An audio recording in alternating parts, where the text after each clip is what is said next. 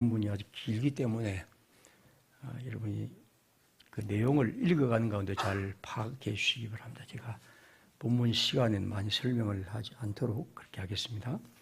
1절부터 18절입니다. 아합이 죽은 후에 모압이 이스라엘을 배반하였더라. 아시아가 사마리아에 있는 그 다락 난간에서 떨어져 병들매 사자를 보내매 그들에게 이르되 가서 에그론의 신 바알세붑에게 이 병이 낫겠나 물어보라 하니라. 여호와의 사자가 디셉 사람 엘리야에게 이르되 너는 일어나 올라가서 사마리아 왕의 사자를 만나 그에게 이르기를 이스라엘에 하나님이 없어서 너희가 에그론의 신 바알세붑에게 물으러 가느냐. 그러므로 여호와의 말씀이 네가 올라가 심상에서 내려오지 못할지라 네가 반드시 죽으리라 하셨다 하라. 엘리야가 이에 가니라. 사자들이 왕에게 돌아오니 왕이 그들에게 이르되 너희는 어찌하여 돌아왔느냐 하니 그들이 말하되 한 사람이 올라와서 우리를 만나 이르되 너희는 너희를 보낸 왕에게로 돌아가서 그에게 고하기를 여호와의 말씀에 이스라엘에 하나님이 없어서 네가 에그론의 신 바알세붑에게 물으려고 보내느냐. 그러므로 네가 올라간 침상에서 내려오지 못할지라 네가 반드시 죽으리라 하셨다 하라 하더이다. 왕이 그들에게 이르되 올라와서 너희를 만나 이 말을 너희에게 한 그 사람이 어떤 사람이더냐. 그들이 그에게 대답하되 그는 털이 많은 사람인데 허리에 가죽띠를 띄었나이다 하니 왕이 이르되 그는 디셉 사람 엘리야로다. 이에 50부장과 그의 군사 50명을 엘리야에게로 보내매 그가 엘리야에게로 올라가 본즉 산 꼭대기에 앉아 있는지라. 그가 엘리야에게 이르되 하나님의 사람이여 왕의 말씀이 내려오라 하셨나이다. 엘리야가 50부장에게 대답하여 이르되 내가 만일 하나님의 사람이면 불이 하늘에서 내려와 너희와 너희 50명을 살을지라 하매 불이 곧 하늘에서 내려와 그와 그의 군사 50명을 살랐더라. 왕이 다시 다른 50부장과 그의 군사 50명을 엘리야에게 보내니 그가 엘리야에게 말하여 이르되 하나님의 사람이여 왕의 말씀이 속히 내려오라 하셨나이다 하니 엘리야가 그들에게 대답하여 이르되 내가 만일 하나님의 사람이면 불이 하늘에서 내려와 너와 너의 50명을 살을지로다 하며 하나님의 불이 곧 하늘에서 내려와 그와 그의 군사 50명을 살라더라. 왕이 세 번째 50부장과 그의 군사 50명을 보낸지라. 셋째 50부장이 올라가서 엘리야 앞에 이르러 그의 무릎을 꿇어 엎드려 간구하여 이르되 하나님의 사람이여 원하건대 나와 생명과 당신의 종인 이 50명의 생명을 당신은 귀히 보소서. 불이 하늘에서 내려와 전번에 50부장 둘과 그의 군사 50명을 살랐거니와 나의 생명을 당신은 귀히 보소서 하매 여호와의 사자가 엘리야에게 이르되 너는 그를 두려워하지 말고 함께 내려가라 하신지라. 엘리야가 곧 일어나 그와 함께 내려와 왕에게 이르러 말하되 여호와의 말씀에 네가 사자를 보내 에그론의 신 바알세붑에게 물으라 하니 이스라엘에 그의 말을 물을 만한 하나님의 안 계심이냐. 그러므로 네가 그 올라간 침상에서 내려오지 못할지라 네가 반드시 죽으리라 하셨다 하니라. 왕이 엘리야가 전한 여호와의 말씀대로 죽고 그의 아들이 없으므로 여호람이 그를 대신하여 왕이 되니 유다왕 여호사밧의 아들 여호람의 둘째 해였더라. 아시아가 그의 남은 사적은 모든 이스라엘 왕 역대 지략에 기록되지 아니하였느냐. 아멘. 시간 찬양하겠습니다. 오늘 찬양은 우리입니다. 그래서 이런 어버이 주일의 의미를 생각하고 설교하는 것이 좋겠지만 이상하게 이제 나이가 제가 이제 조금 되다 보니까 이게 이제 부모님의 어른들을 중심으로 하면 제가 또 젊은 분들에게 훈계하는 느낌이 들어서 일단 제가 설교하기가 굉장히 무겁습니다. 그래서 많이 준비했다가 그냥 제가 안 하기로 그렇게 하겠습니다. 동시에 이 효도 이런 것은 일단 전통적 유교의 얘기들이 꼭 우리에게 필요할까 하는 생각이 들고 그리고 사실 부모 공경에 대한 얘기와 함께 또 성경은 예수님의 말씀처럼 부모를 미워하지 아니하면 내 제자가 되지 못하리라고 하는 이런 말씀들을 보면 우리가 이 의미를 또 제가 말을 많이 했기 때문에 오늘은 두고요.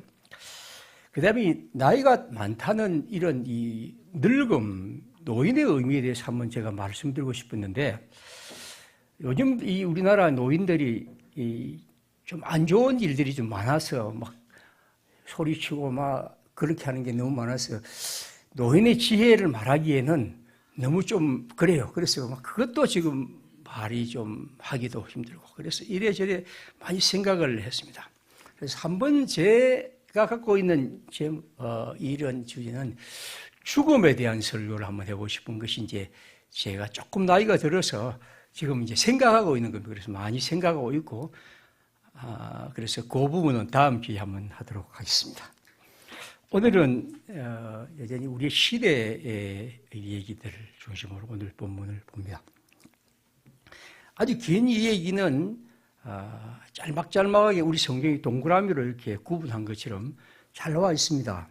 여기 보면 1절부터 4절에 보면 남북에 분열 때 이스라엘의 왕 아시아라는 사람이 임금이 되었을 때 왕궁 난간에서 떨어져 버렸습니다.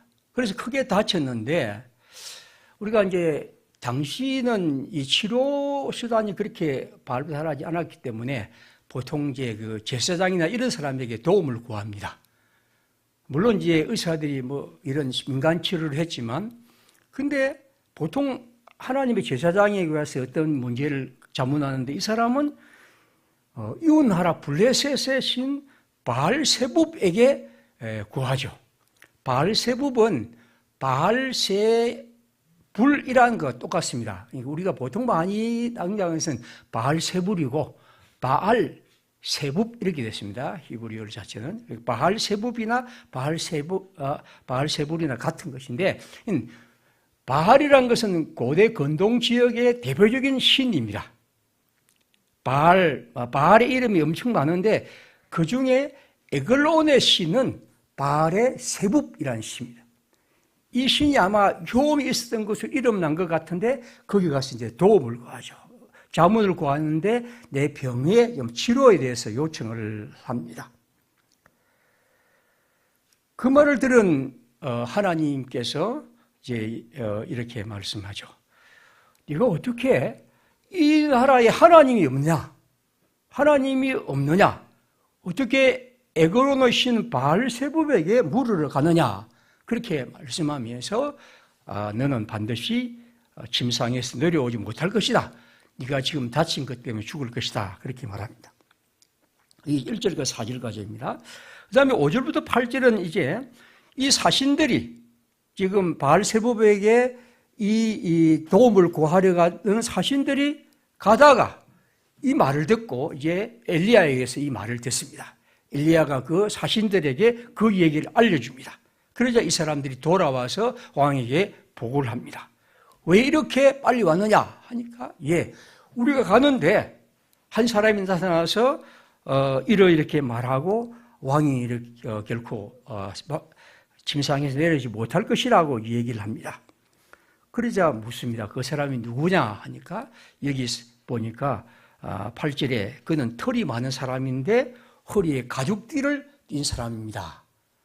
그러자 그는 보죠. 그 사람은 내와 늘 대적했던 엘리야란 하나님의 예언자구나 하고 그렇게 생각하죠. 이에 5절부터 8절까지 끝난 다음에 9절부터 18절, 16절에는 이제 왕이 체포대를 보내죠. 여기 보면 특수부대 50명을 한 대장을 통해서 보냅니다. 그리고 이 특수 제표자가 등장해서 3번 나오죠. 산 위에 있는 엘리야를 체포하기 위해서 그에 갑니다. 3번 그렇게 하지만 첫 번째, 둘째 부대장은 죽고, 그리고 50명은 모두 전사한 다음에 3번째 부대장을 만난 다음에 그 사람의 말을 듣고 이제 엘리야는 왕을 만나서 하나님의 말씀을 전합니다. 17절부터 18절은 이제 엘리야의 말대로 아시아는 죽고 그의 왕위는 그의 동생에게 이어지게 되죠. 우리는 이 성경에서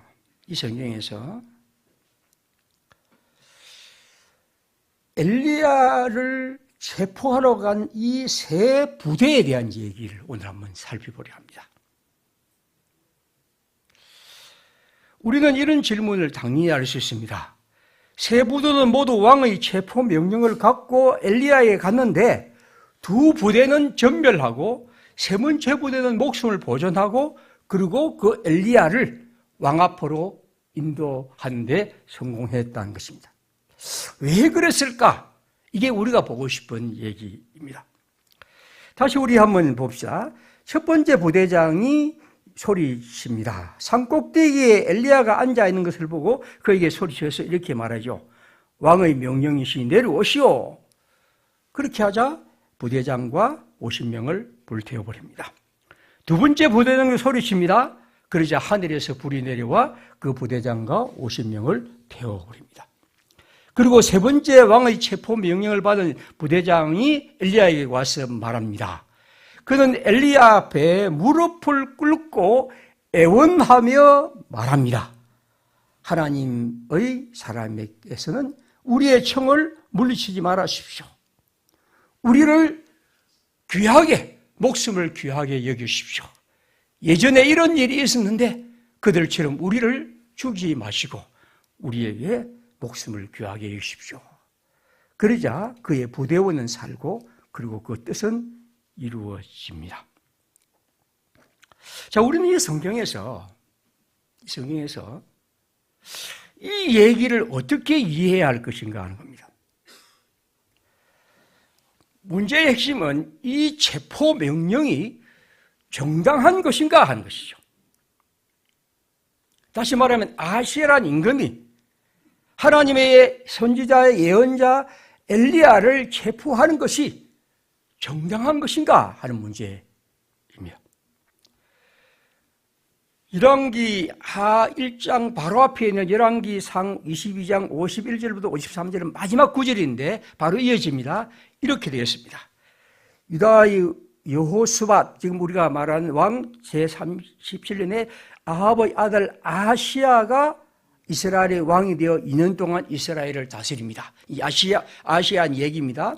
그가 여호와 앞에서 악을 행하여 그의 아버지는 우리가 그 악명 높은 아합입니다.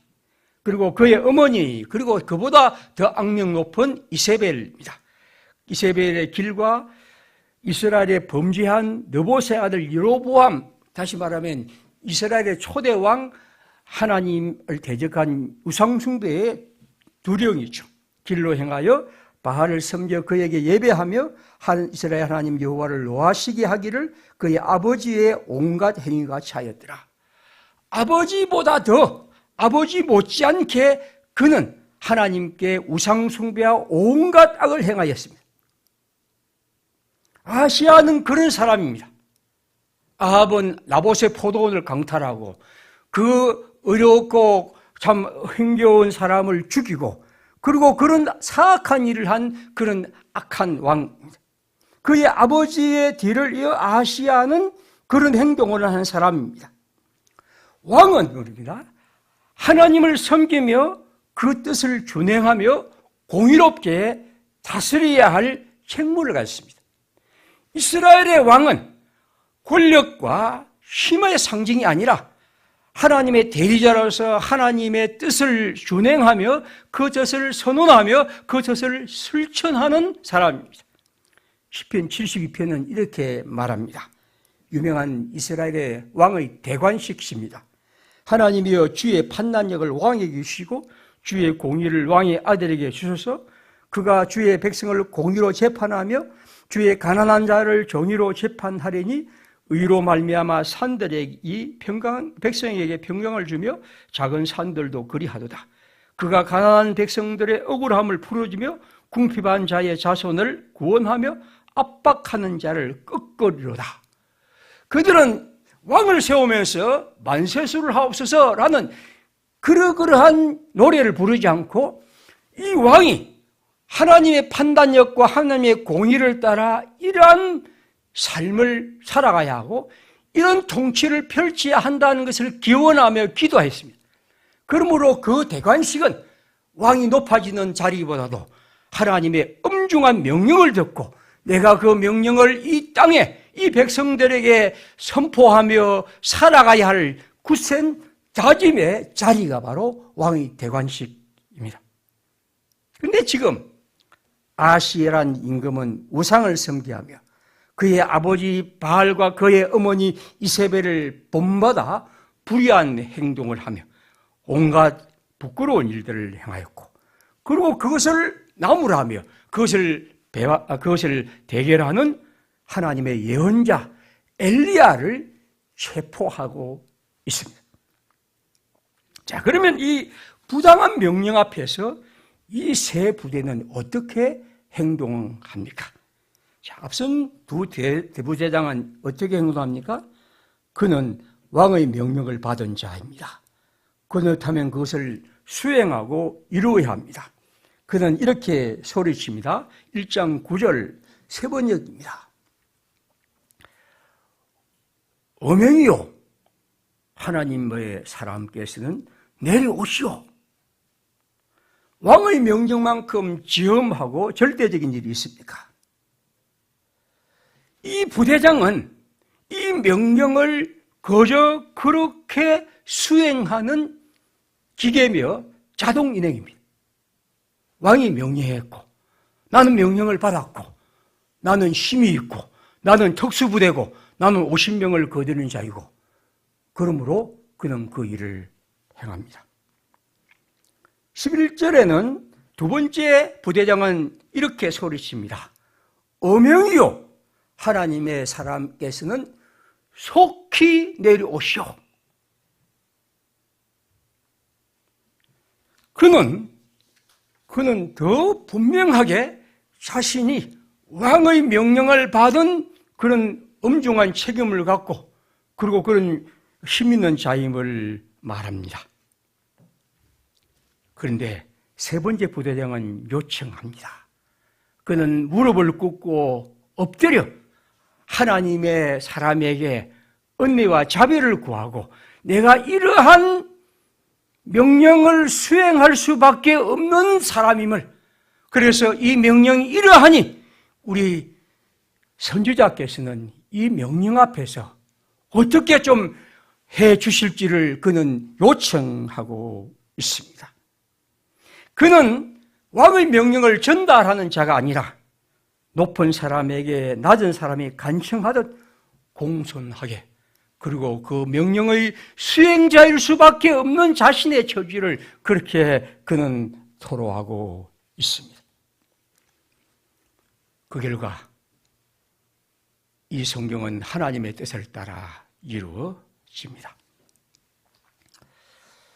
지난 12월 3일 한국의 대통령이 어떤 윤석열의 기상캠프에 오늘 5월 11일까지 한국은 한 넉 달, 5달 동안 격동기를 보내고 있습니다. 도무지 납득할 수 없는 비상계엄 선포와 국회 해제 의결과 탄핵 결의와 헌법재판소와의 파면 결정, 그렇지만 지금도 혼란과 진통이 이어지고 있고 아마 6월 3일까지 대통령 선거일까지 이것은 이어질 것입니다.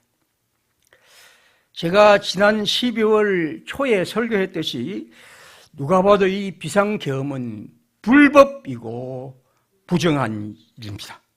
그것은 헌법에 어긋난 것이고 권력의 남용이며 그것은 있을 수 없는 일입니다. 그래서 한국 사회를 세계의 후진국으로 몰락하게 할 그런 위험하고 있을 수 없는 조치였습니다.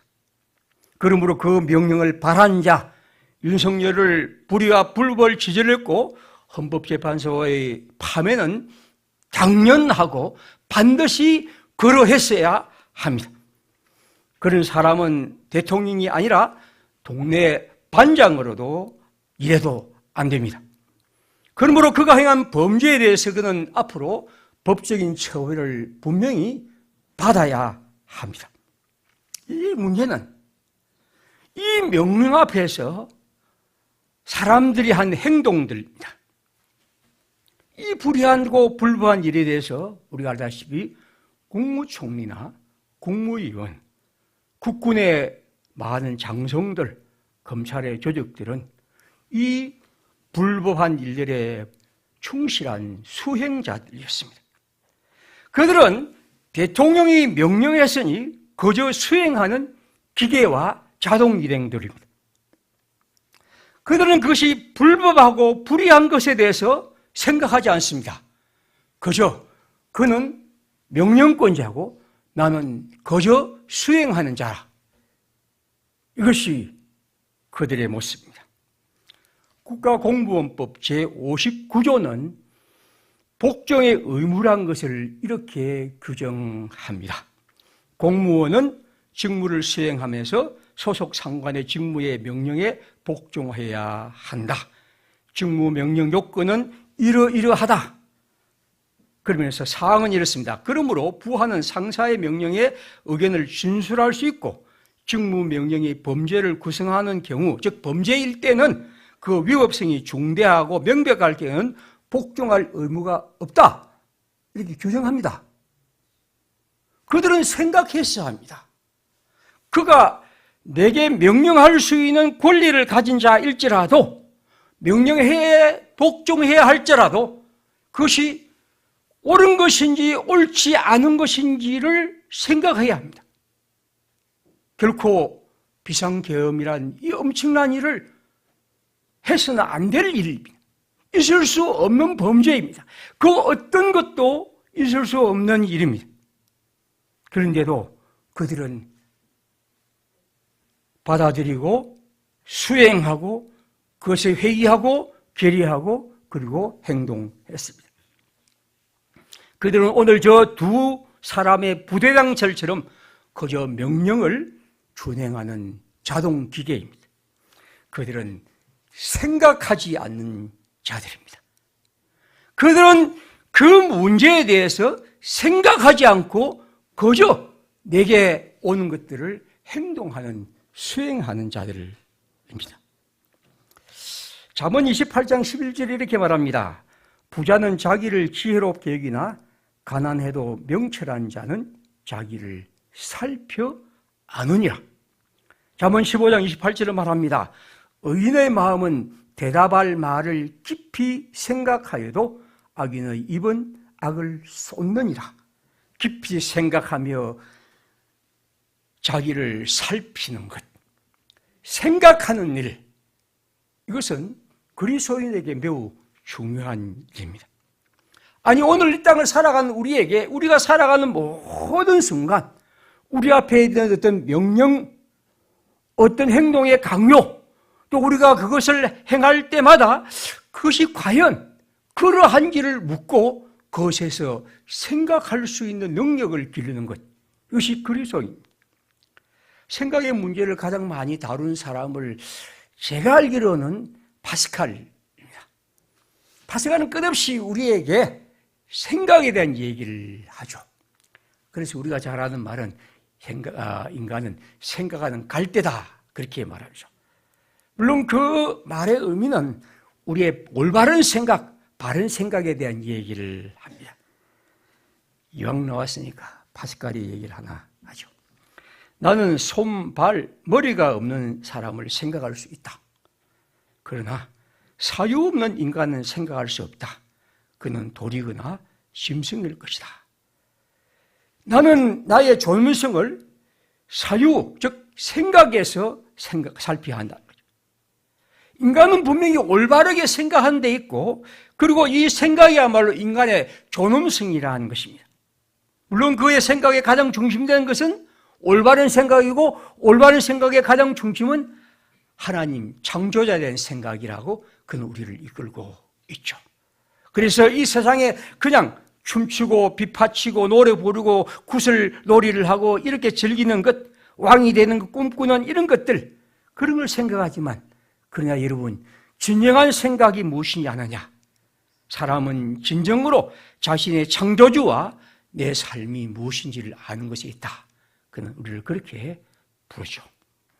여러분이 생각하는 존재, 어떤 일 앞에서 생각하는 것, 이것이 우리의 일이고, 오늘 두 사람은 바로 그런 것입니다. 우리 이 땅을 살아가면서 끝없이 수많은 일들에 강요를 받기도 하고, 우리는 그런 일 앞에 씁니다. 이런 행동, 저런 문제 앞에서. 그리고 우리는 그것을 그저 그 명령, 그것에 따라서 행동하죠. 물론 우리는 이렇게 우리에게 강요하는 것이 이러한 왕의 명령과 같은 혹은 어두운 불의한 자들의 명령과 같은 것일 수도 있지만 때로는 우리가 살고 있는 대중의 여론일 수도 있습니다. 그렇죠? 모든 사람이 그렇게 원하니, 원하는 사람이 그렇게 살아가니 우리는 그렇게 가는 것이 자연스럽다고 생각합니다. 우리는 생각하지 않는 사람들은 그렇게 살아가죠. 아마 우리가 살고 있는 자본주의라는 것은 그것을 가장 많이 강요하는 체제이기도 합니다. 내가 어떤 직업을 선택하는가, 우리가 어떤 것을 행동하는 것이다, 내가 어떤 것을 소비하는 것이다, 내가 어떤 일에서 마음을 쏟는 것이나 시간을 내는 것이나, 우리는 가만히 생각해 보면 끝없이 우리가 살고 있는 사회의 강요에 대해서 생각하지 않고 그냥 그렇게 따라갈 때가 참 많이 있죠. 오늘 성경은 우리에게 하나님의 사람들에 대한 얘기를 들려줍니다. 아마 생각의 문제를 가장 많이 재미있게 다루는 책은 하나란트라는 사람이 지은 예루살렘의 아이미안이라는 책이죠. 거기에 보면 히틀러의 그 불의한 체제와 아우슈비츠의 일에 가담한 몇 사람의 그 주동자 가운데 하나가 바로 아이히만이라는 사람입니다. 그가 예루살렘 법정에서 재판을 받을 때 이 한다 아레트라는 철학자가 거기서 재판을 참조하면서 그런 얘기를 쓰죠. 그가 볼 때 아이히만은 결코 사악한 자도 아니고 나쁜 자도 아니고 이상한 자도 아니다. 오히려 그는 하나의 인간인데 무엇보다도 그는 생각하지 않는 존재다. 그렇게 하죠. 다시 말하면 그는 히틀러나 혹은 불의한 자들이 그에게 이런 명령을 내렸을 때 그것에 대해서 생각하지 않았다는 거죠. 그것이 왜 그렇지? 왜 내가 이 명령을 수행해야 할지를 생각하지 않고 그는 그냥 그렇게 행동했다는 것입니다. 인간이 생각하지 않을 때 결국 우리는 이러한 것들에 몸을 들이고 거기에 참여하게 된다는 것입니다. 이제 우리는 이 세 번째 부대장을 봅니다. 그는 생각합니다. 이것이 과연 옳은 것인가? 하나님의 예언자 엘리야가 그 시대에 얼마나 오랫동안 활동했고 그가 얼마나 신실한 하나님의 사람으로 행동했던 것을 아마 그도 알았을 것입니다. 그러나 그는 왕의 명령을 수행해야 할 특수부대의 부대장입니다. 왕의 체포명령은 그를 분명히 체포하라고 명령합니다. 그는 그 앞에 어떻게 해야 합니까? 생각하기는 여러분 머뭇거리기입니다. 생각할 줄 아는 사람은 불의한 일 앞에서 머뭇거리죠. 어떤 일 앞에서 머뭇거립니다.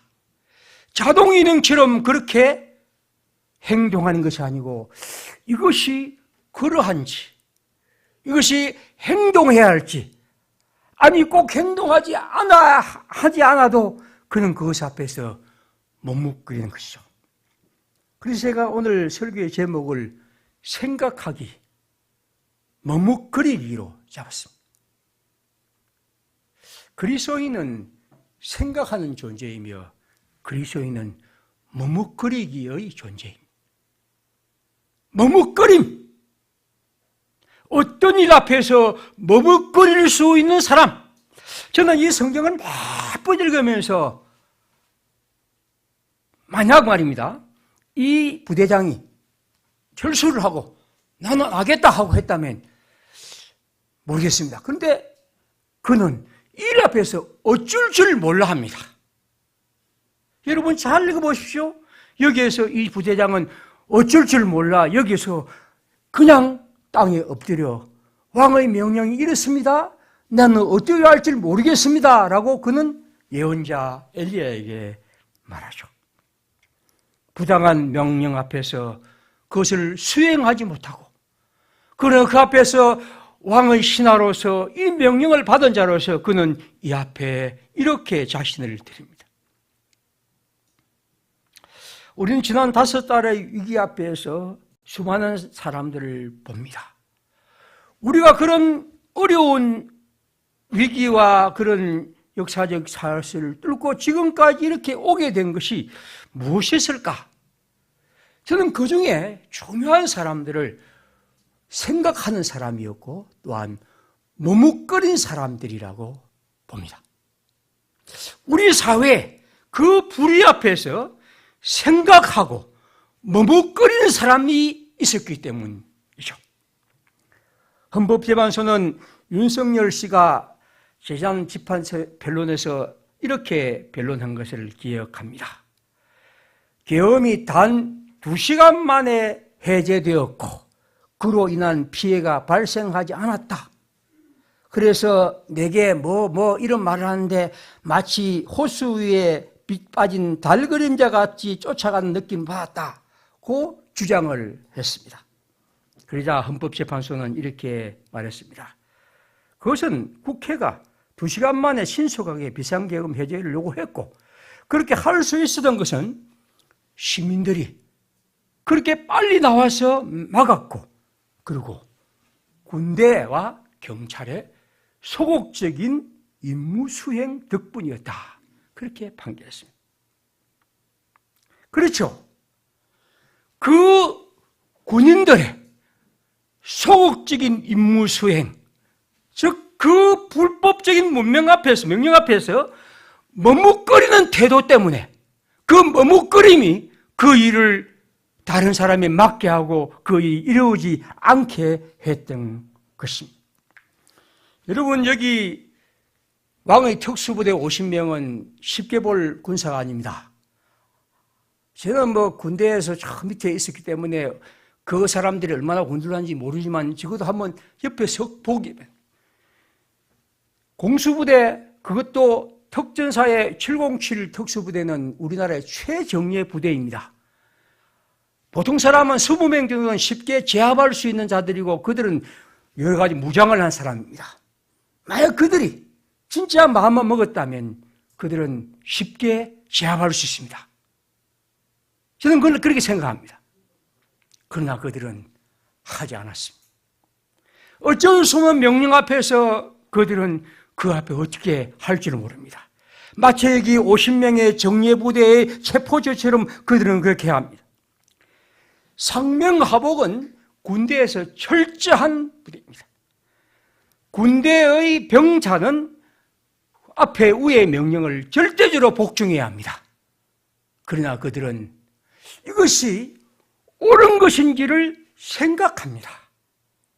그리고 그 옳지 않음 앞에서 그들은 머뭇거립니다. 그 머뭇거리는 시간, 머뭇거리는 태도, 그 머뭇거리는 고민의 흔적과 우왕좌왕한 모습들이 바로 이 일을 이루어낸 것이죠. 처음에는 나가지만 작전주는 거부한 사람, 소극적으로 지시한 지휘관들, 그리고 어떤 장병들은 편의점에서 라면을 먹기도 하고 어떤 사람은 떠나면서 죄송하다고 크게 인사를 하기도 하고 이런 정서리고 머뭇거리는 사람들 때문에 그들은 이 청년들 때문에 그대로 그러한 것들이 이루어가고 우리 사회가 이만큼 되게 된 거죠. 한 사회의 건강함은 여러분 어떤 명령 앞에서 어떤 문제 앞에서 생각할 줄 아는 사람이고 그리고 머뭇거릴 줄 아는 사람들이 있어야 합니다. 저는 우리 평화의 식구들이 이 땅에 살아가면서 그런 사람들이 있음을 감사합니다. 여러분들이 이 땅에서 내가 판검사가 안 되고 어떠한 인물이 안 돼도 아무 문제가 되지 않습니다. 내가 있는 자리에서 그래도 이 명령 앞에서 생각해보고 이 일 앞에서 머뭇거려보고 이 행동과 이 삶 앞에서 이것이 그런지를 생각하고 머뭇거리며 살아가는, 그래서 이 사회가 그러한 불의에 가지 않도록 살아가려는 그런 삶의 얘기들, 이것이 이 땅에서 쌓여갈 때 그로 이 세상을 좀 더 건강해지지 않을까 생각합니다. 생각하기와 머뭇거리, 그리고 저는 그 다음에 제목을 그리고 하고 점점점 붙였습니다. 그리고는 뭘까? 그리고는 박정훈 대령처럼 거부하기도 했고, 또 어떤 사람들은 그걸 통해서 내 자신을 내어주기도 했고, 어떤 사람은 사랑하기도 했고, 그렇죠? 그리스도인들이 생각하고 머뭇거리고 그 다음 그리고 어떻게 될 때 우리는 하나님의 사람으로 살아갈 수 있겠죠. 사도행전 4장 19절에 이렇게 말합니다. 베드로 요한이 대답하여 이르되 하나님 앞에서 너희의 말을 듣는 것이 하나님의 말씀을 듣는가 보다 옳은가 판단하라. 그는 이렇게 말합니다. 베드로와 사도들이 대답하여 이르되 사람보다 하나님께 순종하는 것이 마땅하니라. 그들은 이러한 마음으로 복음의 편을 쓰고 그 길을 걸어갔던 것입니다. 오늘 이 시대는, 그리고 사람들은 어떻게 보면 우리의 가치는 내가 이만큼 가졌으니까 이걸 내만큼 쓸 수 있다고 생각하죠. 이만큼 아니까 이만큼 행동한다고 생각합니다. 이만큼 누릴 수 있다고 생각하죠. 그러나 그리스도인은 언제나 그런 일 앞에서 생각하고 망설이고 그리고 그 다음 내가 어떻게 행동할 것을 생각하는 것입니다. 그런 의미에서 여러분, 김건희라는 사람은 한국 사회에서 가장 우리가 사라져야 할 그런 사람입니다. 왜냐하면 어떤 일이든지 마음대로 할 수 있다고 생각하는 사람이죠. 있을 수 없는 겁니다. 내가 이만큼 권력을 가졌다면 가장 그것에 대해서 생각해보고 망설여보고 어떻게 해야 할지를 생각하는데 그냥 받고 누리고 60만 원짜리, 5천만 원짜리 막 버리고 막 버리고 이런 것들은 있을 수 없는 세상입니다. 생각하기 머뭇거리고 그리고 거부하고 그리고 사랑하고 그리고 내어주고 그리고 이 땅에 우리 자신이 어떻게 살아갈지를 생각하는 것이죠. 고린도전서 16장 12절에 바울은 말합니다. 모든 것이 내게 가하나 다 내게 유익한 것이 아니 모든 것이 내게 가하나 내게 나아가 모든 것이 얽매이지 아니하리라. 새한글 성경 우리 정경세 집사가 샀다고 자랑했던 성경입니다. 제가 한번 읽겠습니다. 모든 것이 나에게 허락되어 있습니다. 라고들 말합니다. 이 본문을 보십시오. 라고들 말합니다. 그러나 모든 것이 다 이로운 것이 아닙니다. 모든 것이 다 허락되어 있다고들 말합니다. 그러나 나는 어떤 것에도 통제를 받지 않겠습니다. 참 좋은 번역이죠. 그렇죠? 모든 것이 다 허락되어 있다고 하지만 그러나 그것에서 우리는 그것을 생각하고 살펴가는 이런 존재, 바로 그것이 그리스도인입니다. 이제 마지막으로 조금 시간이 받지만 두 가지 얘기를 마치겠습니다. 이 안내 일기가 있는데 안내 일기는 히틀러 시대에 있던 이 소녀의 그런 일기입니다. 그 일기 한번 보시고 그 다음에 이제 소개할 리틀보이라는 것인데 리틀보이는 1948년 45년 8월 6일에 일본 히로시마에 투하된 핵폭탄을 이제 투하할 때 뭐는 코드명입니다. B-29가 할 때 이제 리틀보이라는 것인데 이런 거 알고 제가 이제 이 시를 읽게 됩니다. 이것은 이제 프리모 레비라는 사람이 지은 유명한 시입니다. 아우슈비츠의 소녀라는 시인데 일부분을 읽어드립니다. 타인의 고통은 곧 나의 고통이기도 하다. 그래서 우리는 타인의 고통 속에 함께 산다. 13살 어린 아우슈비츠의 소녀여 죽었죠. 간연한 그대 가슴 속에는 검은 재만 흩날릴 뿐 이미 안내의 짧은 생애는 1, 2장에서 끝나버렸구나. 안내는 거기서 죽죠. 그리고 어느 날 갑자기 떨어지는 리틀보이는 핵폭탄입니다. 그분 불바다에 살점 하나 없이 완벽하게 사라진 어린 히로시마의 소녀여. 네 영혼이 아직도 검은 구름처럼 떠돌며 울부짖는구나. 더러운 자본의 권력, 끊임없는 탐욕의 길막자들, 지금도 살육의 광풍의 은밀히 준비하는 전쟁광들이야. 그대들은 그동안 하늘이 우리에게 내린 고통만으로도 정녕 부족하단 말인가. 한 개의 손가락으로 폭탄 단추를 누리기 전에 잠깐만, 아주 잠깐만 멈추고 다시 한번 생각해 보라. 타인의 고통은 나의 고통이다.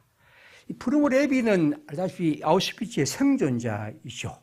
이 얘기는 그런 것을 노래한 시입니다. 우리가 이 얘기에서 생각하기 그리고 머뭇거리기, 이것이 우리의 삶에 매우 중요하다는 거예요. 그리고 그 머뭇거림을 통해서 우리는 하나님의 사람으로 우리의 삶을 살아간다. 1939년 8월에 한상동 목사님, 우리 이제 교단의 가장 위대한 어른이시죠. 이분이 신사참배 운동을 하다가 결국에 투옥을 당하기 전에 일어났던 얘기입니다. 그는 신사참배의 반대 운동의 구체적인 것을 이렇게 말합니다. 1번, 신사참배하는 교회에 출석하지 아니할 것, 신사참배한 목사에게 성례를 받지 아니할 것, 신사참배한 교회에 11조와 연보를 하지 아니할 것.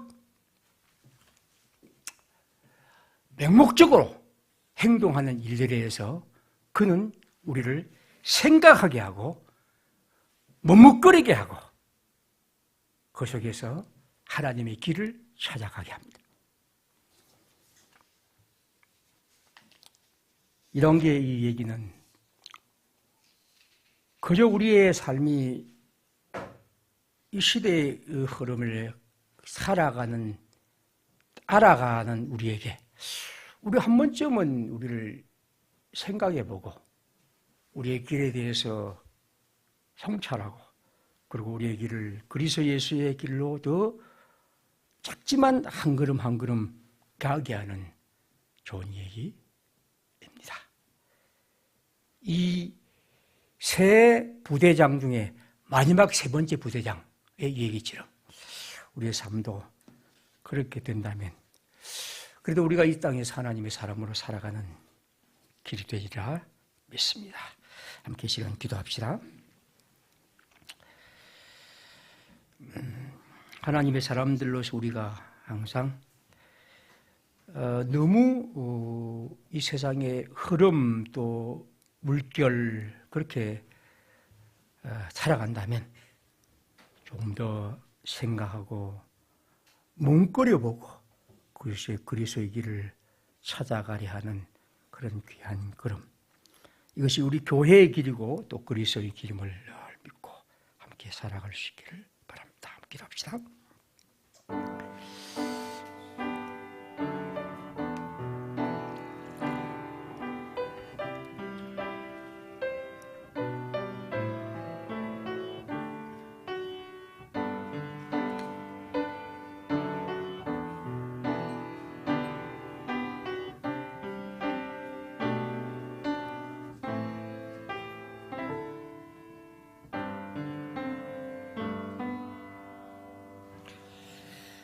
우리 찬송가 217장을 찬송하겠습니다.